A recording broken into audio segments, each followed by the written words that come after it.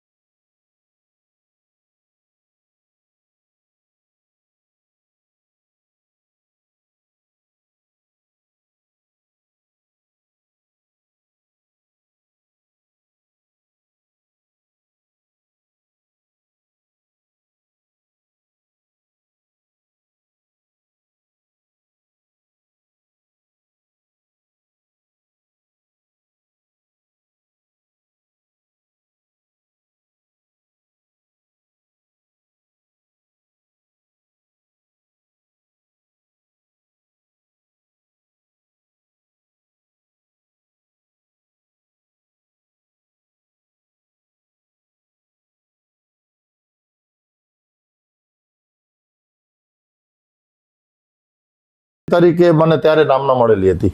ખૂબ સરસ.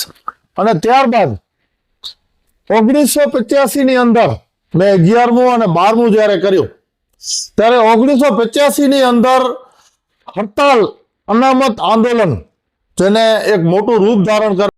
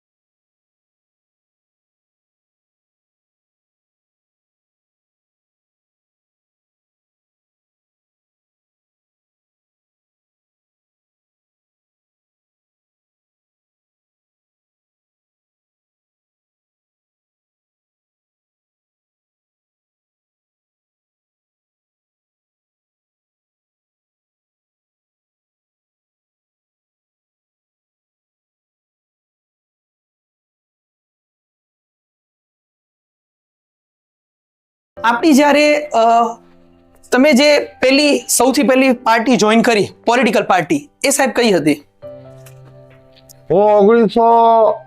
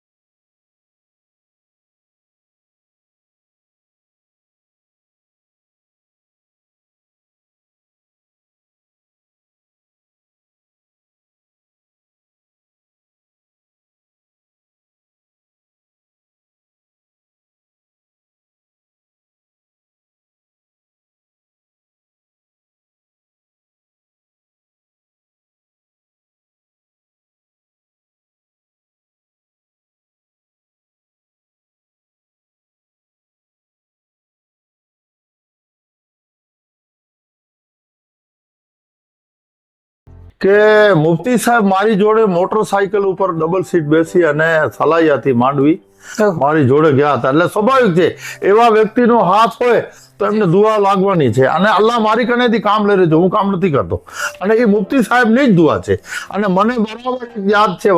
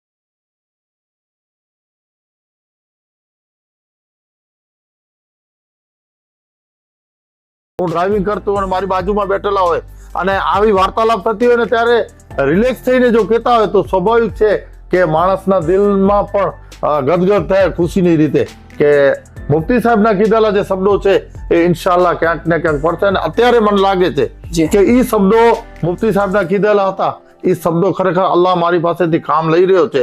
એ ક્યાંક ને ક્યાંક હુઝુર મુફ્તી આઝમ કચ્છના બોલેલા શબ્દો હતા, એ સરાહનીય થઈ રહ્યા છે. અને ભૂકંપ થયો, ભૂકંપ થયો ત્યારે હું રાષ્ટ્રધ્વજ લહેરાવવા માટે ઉભો હતો પોતે, એક ઉપસરપંચ, કારણ કે લેડી સરપંચ હતા અને ઉપસરપંચ એટલે સ્વાભાવિક છે મને ત્યારે ચાન્સ મળ્યો હતો. અને ત્યારે અલ્લાહ કામ કોની પાસેથી લે છે એ મહત્વનું છે.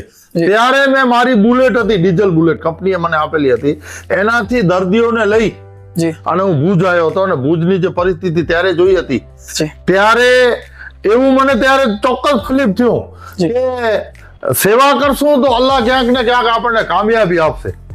અને મેં ત્યારે જે કંપનીની અંદર, સેદરાણાની કંપનીની અંદર હું સર્વિસ કરતો હતો, એ લોકોએ ભૂકંપની વાત સાંભળી ત્યારે ટેલિફોનિક કોઈ વ્યવસ્થા નથી, સ્પેશિયલ માણસ અહીં કને મૂક્યો કે ઇબ્રાહિમની પૂછા કરો શું પરિસ્થિતિ છે. અને મારી અહીં કને આવીને પૂછા કરી. ખરેખર હું કેમ્પ વિસ્તારમાં ઝુંપડપટ્ટીમાં ત્યારે રહેતો હતો અને કંપનીએ મને લઈ આપ્યો હતો. પણ ત્યારે આવી પૂછા કરી અને અલ્લાહ કોની પાસેથી કામ લે છે એ મહત્વનું એ છે કે ભૂકંપ વખતે એ કંપનીના મને ડ્યુટી સોંપી કે ભુજની અંદર નાગોર મદરસામાં ક્યાંક ને ક્યાંક મને ફળ મળ્યો. અને એવો જ ફળ પાછો અલ્લાહે મને 18 વર્ષ 19 વર્ષ પછી જ્યારે કોરોના આવ્યો ત્યારે પણ મુફ્તી સાહેબની દુઆથી કે ત્યારે પણ તમે જોયું, ત્યારે તો તમે પણ બધા સજાગ હતા અને વ્યવસ્થિત નવજુવાન હતા, સુદબુદ્ધિ વાળા હતા. અને ત્યારે જે કામગીરી અલ્લાહે મારી કનેથી લીધી, આપણા બધા કનેથી લીધી, તે ખરેખર હું અલ્લાહનો શુક્ર અદા કરું છું. કારણ કે ત્યારે પરિસ્થિતિ એવી હતી કે કોઈ માણસને બહાર નીકળવા નહોતું પડતું. કારણ કે ભૂકંપ એવો હતો કે વફાત કરી ગયા અને બીજા હતા એના માટે આપણે સેટલ કરવાની વાતો હતી. પણ જે આ જે કોરોના હતો તો કોરોના કોઈને બહાર નીકળવા નહોતા દેતા. પણ મારો કાર્યકારી પ્રમુખ તરીકેનો જે કાર્યકાળ હતો તેમાં અલ્લાહના ફજલો કરમથી તમે જોયું તેવી રીતે 50 જણને પાસ પાડવામાં આવી હતી અને અમે ગમે ત્યાં ગમે એ જગ્યાએ સેવા કરવા માટે અમે દોડતા જ હતા. આ એક જેને કે સૂફી સંતોનો સાથે તમારો વ્યવહાર કઈ ટાઈપનો છે એ પ્રમાણે રહો તો અલ્લાહ તમારી કનેથી કામ લેવા માટે હર હંમેશા મોકો આપે જ છે. અને એ મેં 2-3 મોકા જોયા તેમાંના આ મોકો હતો જ કરી. તો ઇબ્રાહીમભાઈ, કોરોના જે કાળ આવ્યું, હવે એમાં તમને ખબર જ છે કે કપરી પરિસ્થિતિ હતી. હવે એમાં તમે એ ટાઈમે હિતરક્ષક સમિતિના પ્રમુખ હતા. હવે એ ટાઈમે તમે લોકોની કેવી રીતે સેવા કરી? કોરોના જાહેર થયો અને તમને યાદ હોય તો દિલ્હીની અંદર નિઝામુદ્દીનની બાજુમાં જે બનાવ બન્યો, તબલીગ જમાતના માણસોને જેવી રીતે ટાર્ગેટ કરવામાં આવ્યું અને ત્યારે એવો ઉહાપો થયેલો કે તબલીગ જમાત એક સાથે હોય છે, જેના કારણે ક્યાંક ને ક્યાંક ફેલાવો થાય છે.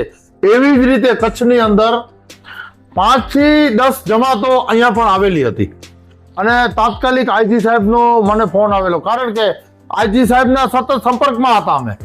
કોરોના સમાજના ઘણા એવા પ્રશ્નો હતા જેના માટે અવારનવાર જતો હતો. સાહેબે તાત્કાલિક મને ફોન કરી અને કીધું કે ઇબ્રાહીમભાઈ, આજે જમાતો આવેલી હતી તબલીગ જમાતની, એને તમે કઈ રીતે અહીંથી ક્વોરન્ટાઇન કરવાનું છે કે કઈ રીતે શું કરવાનું છે, તે બાબતની એક મીટિંગ રાખવામાં આવી અને મેં તબલીગ જમાતના અમીર અને જ્યાં જ્યાં કને તબલીગ જમાતની જમાતો આવેલી હતી તે લોકોને બોલાવી, જેને મોકલવાના તે મોકલ્યું અને જેને અહીં રાખવાના ક્વોરન્ટાઇન કર્યું. તે દરમિયાન સાહેબના સંપર્કમાં વધારે પડતા આઈજી સાહેબના, કારણ કે આઈજી સાહેબ એનાથી પહેલા કચ્છની અંદર એસપી તરીકે પણ ફરજ બજાવી ચૂક્યા હતા અને ઓચિતો કોરોના કાળ આવ્યો ત્યારે સાહેબને મેં રજૂઆત કરી કે સાહેબ, અમારો મુસ્લિમ સમાજ છે અને મુસ્લિમ સમાજની અંદર સેવા કરવા માટે અમારે 50-100 જણનો આખા કચ્છની અંદર ક્યાંક ને ક્યાંક અમારે દોડધામ કરવી પડશે. એના માટે આપ અમને કોઈ એવી પાસો આપો જેના કારણે અમે છૂટછાટ થઈ શકીએ. અને અલ્હમ્દુલિલ્લાહ ત્યારે અલ્લાહના ફજલો કરમથી સોશિયલ મીડિયા મારફતે, કારણ કે કોરોનામાં બહાર નીકળવાની કોઈ આપણને છૂટછાટ હતી નહીં, તે વખતે 60 થી 70 લાખ રૂપિયા એકઠા કરી અને ગરીબ અને ટોકીસ તમને કે એ જે 60 થી 70 તમે કીધું લાખ રૂપિયા ભેગા, તો એ સાહેબ કેવી રીતના તમારી પાસે આવે? એ જે ફંડ છે એ કોઈ એક વ્યક્તિ આપ્યું કે તમે કોઈની પાસે રજૂઆત કરી કે અપીલ કરી, કે એ જે ફંડ છે તમારી પાસે ક્યાંથી આવ્યું? જ્યારે કોરોનાનો સમય થયો ત્યારે સ્વાભાવિક છે કે માણસોને એક લોકડાઉનની પરિસ્થિતિ ઊભી થઈ. માણસો કને હતું બરાબર, મધ્યમ વર્ગના હતા તેમની પાસે હતું, પણ પછી તો ગરીબ માણસો કને પણ અને મધ્યમ વર્ગ પાસે પણ જ્યારે આ પરિસ્થિતિ ઊભી થઈ ત્યારે અમારી સાથેના જે સાથીઓ હતા સંસ્થાની અંદર અને જે બીજા પણ કચ્છના અગ્રણીઓ મુસ્લિમ સમાજના સામાજિક સંસ્થાઓ હતી તેમની જોડે ચર્ચા થઈ અને એવું નક્કી કરવામાં આવ્યું કે આપણે એક મોટું ફંડ કરી અને કીટ વિતરણ કરીએ. બીજું કોઈ આશરો નહોતો. અને તે દરમિયાન ઘણી એવી નાની સંસ્થાઓ હતી, ઘણા નાના એવા યુવક મંડળો હતા જેમણે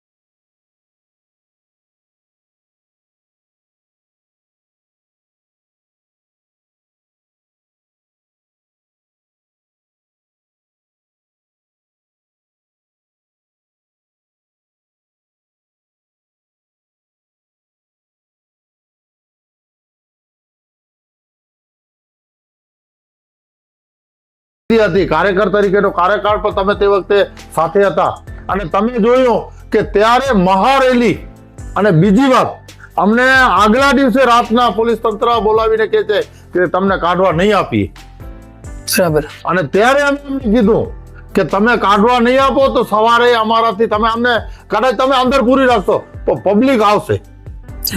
અને રાતના એ લોકોને નિર્ણય લેવો પડ્યો. એસપી સાહેબ મને બોલાવીને કીધું અને 4 રાજ્યની પોલીસો અહીં આવી અને મેં એમને એટલું મને કીધું કે કાંઈ થશે તો મેં કીધું સાહેબ અમારા પીરો મુર્શિદની દુઆ છે. 1998માં મેં કીધું રેલી થઈ હતી ત્યારે કાંઈ નહોતું થયું. અત્યારે તો યુગ સારો છે, ટેકનિકલ યુગ છે, કાંઈ નહીં થાય. અમે જવાબદારી આપી છે કારણ કે અમારા પીરો મુર્શિદનો પહેલો એલાન હતો કે રેલી માટે આવવાના હતું. કાંઈ નથી અને 4 રાજ્યની પોલીસ સકટટ ઊભી હતી છતાં કોઈ જાતનું ચકલું એ પરખ્યું નહીં કરીને. તે બધાએ જોયું, કચ્છની પ્રજાએ અને આપે જોયું ગતું કરીને. તો 2018માં તમારા આહવાનથી આજે લાખો માણસો ભેગા થયા હતા, તો સાહેબ એનું કઈ રિઝલ્ટ આવ્યું ખરું? એના માટે જે પ્રેશર તમે સરકાર ઉપર જે કર્યું હતું એનો કોઈ ફાયદો ખરો? 100% તંત્ર ત્યારે વિચારતું થયું હતું કે મુસ્લિમ સમાજ જોડે અન્યાય થશે તો એ ગાંધી ચિંધ્યા માર્ગે આવી પબ્લિક ઊભી કરી અને ક્યાંક ને ક્યાંક તંત્ર હેરાન પરેશાન. 4 રાજ્યની જયારે પોલીસ 4 જિલ્લાની પોલીસ અહીંયા આવતી હોય ત્યારે સ્વાભાવિક છે તંત્રને તકલીફ તો ઊભી થાય છે. અને ત્યારે એક દાખલો બેઠો કે મુસ્લિમ સમાજ અન્યાય સહન કરવા માટે કોઈ તોફાનો નથી કરતી. ગાંધી ચિંધ્યા માર્ગે આવી રીતે લાખોની સંખ્યામાં રોડ ઉપર આવે છે અને શાંતિથી રેલી પસાર થાય છે. ઇબ્રાહીમભાઈ, જે લોકો તરફથી તમને પ્રેમ મળી રહ્યો છે અને જે લોકચાહના છે, એ લોકચાહનામાં એક સવાલ મારો પણ હતો અને આપણા જે શ્રોતાઓ છે, આપણી જે જનતા છે એમનો પણ હતો કે તમે જો માણસોની આટલી બધી સેવા કરો છો તો તમારો જે દીકરો છે ઇરફાનભાઈ, જેમનું નામ છે, એ ઇરફાનભાઈ હાલેપોત્રા, જે તમારા નામથી ઓળખાય છે અને એ ભાઈ પણ ગમે તે જગ્યાએ હાજર જ હોય છે, તો કેમ એ તમારી સાથે નથી રહેતા? એ તમારો પ્રશ્ન સાચો છે કારણ કે જો બધા દીકરાઓ સાથે ન હોય, પરિપક્વ થાય, પોતાની રીતે કમાઈને સેટલ થતા હોય છે, એ પોતાની રીતે એક પત્રકારની જિંદગી જીવે છે અને એ પોતાની રીતે સેટ છે, પોતાની રીતે ક્યાં અપસેટ નથી. બાકી તો બધા દીકરાઓ સાથે ન હોય. જ્યારે પરણે છે તમે જોયું સંસારની અંદર જ્યારે દીકરો પરણે અને પરણે એમાં આકસ્મિક રીતે ઘરના કોઈ નાના મોટા ભેદ અભેદ હોય જેના કારણે બધા અલગ થતા હોય છે. એવું પણ કોઈ કારણથી એમને અલગ રહી અને જિંદગી જીવવાનું મન થયું તો એ જીવી શકે છે. તો સાહેબ, તમારી અને એમની વચ્ચે કોઈ મતભેદ નથી, કોઈ મનમુટાવ નથી, બીજું કાંઈ નથી?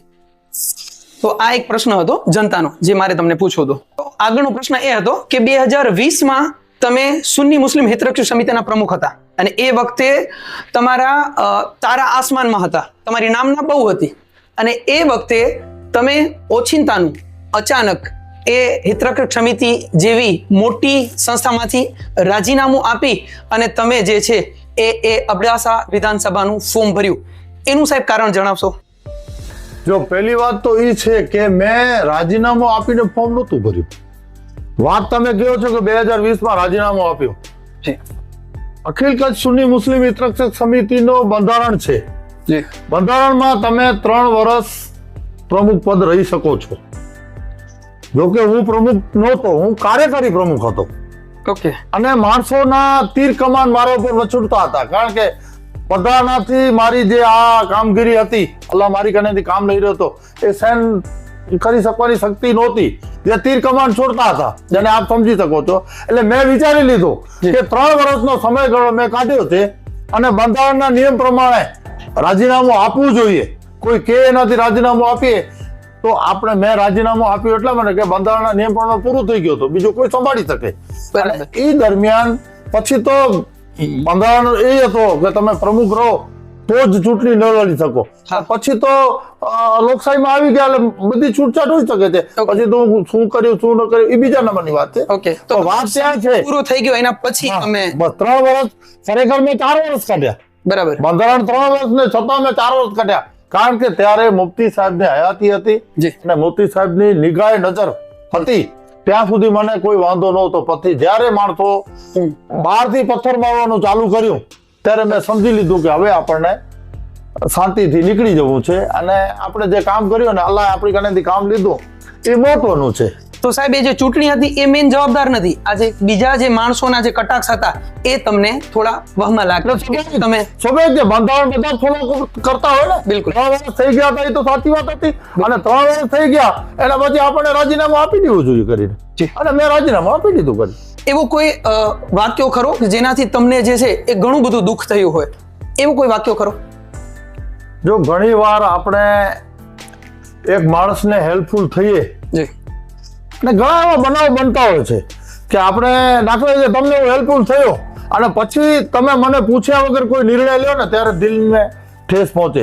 ત્યારે એવું થાય કે ભાઈ આપણે આનું ભલું કર્યું પણ આ માણસ તો આપણને ડાયવર્ટ કરીને નીકળી ગયા, એટલે ત્યારે એવું થાય કે હવે આવા કામો ન કરવા જોઈએ. પણ સ્વયં જાળવીને કેવું છે આવા માણસો તો હોય, એનાથી આપણને આપણી આ જે કામગીરી છે સેવાની એ ક્યાં બાકી રાખવી ન જોઈએ. એમાં 2 ચાંદ વધારે કરી અને કામ આગળ વધારવું જોઈએ. દુઃખ લાગે માણસ જયારે સાચું કરવા જાય અને ખોટા માણસના વારે એ જ માણસ ચડી જાય ત્યારે ઘણી વાર દુઃખો થતા હોય છે અને થશે એને વાતને ધ્યાને લેવું ન જોઈએ કરી. તો આપણે કચ્છીમાં કહી શકીએ કે ભલાઈના ભાલા પણ આમ ભલાઈ જા ભાલા પણ લગી શકે. ભલાઈ કરવા નીકળો એટલે સ્વાભાવિક છે ભાલાની તૈયારી રાખવી જ પડે. રાખવી જ જોઈએ. સાહેબ બીજું મારે એ પૂછવું હતું કે આ જે છે એ મેં તમને દુઃખનું પૂછ્યું, હવે એ જ રીતે હું તમને પૂછું કે તમારા કાર્યકાળ દરમિયાન અત્યાર સુધી એ કોઈ એટલો સારો પ્રસંગ કે જેમાં તમને અનહદ ખુશી થઈ હોય? જો પહેલા તો તમે આગલો પ્રશ્ન પૂછ્યો મને કે દુઃખની વાત એ અધૂરી રહી. જી.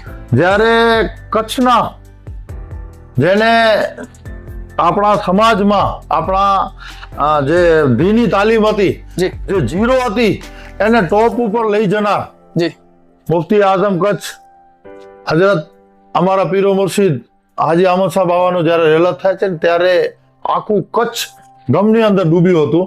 ત્યારે જે દુઃખની તમે વાત કરી ને એ તો સામાન્ય હતા પણ મેન દુઃખ ત્યારે થયું હતું કે મુફ્તી સાહેબનો આ દુનિયામાંથી રેલત કરવું એ આખા કચ્છની સાથે મને પણ ઊંડો એક ઘાત લાગ્યો હતો અને એ અલ્લાહે મને સહન કરવાની શક્તિ આપી અને મુફ્તી સાહેબને અલ્લાહ જન્નત નસીબ કરે એવી દુઆઓ સાથે અમે ત્યારે પણ ગમને ધોઈને પી ગયા હતા કરીને.